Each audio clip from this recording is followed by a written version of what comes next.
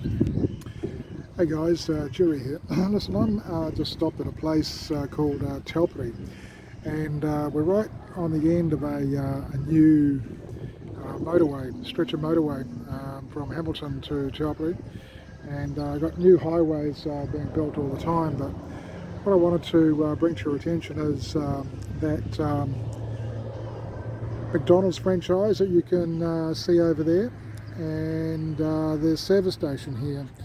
Now what they're really good at in terms of business enterprises is putting their business into what's called a traffic stream. Now if you think of your online business and you've got your sales process, and just consider the real estate that these businesses are sitting on, you could swap it with your thank you page.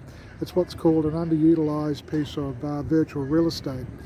Now what I'm proposing is that we put something of value in there, what's called a unit of marketing value. So I think just taking a look at what's out here in the real world and adopting that into what we can do online, I think it's a really great option. So I think I might just post this on my LinkedIn profile, so it'll be a good introduction into what I can do for you guys, for your specific business enterprises. Cool, we'll catch up with you guys later.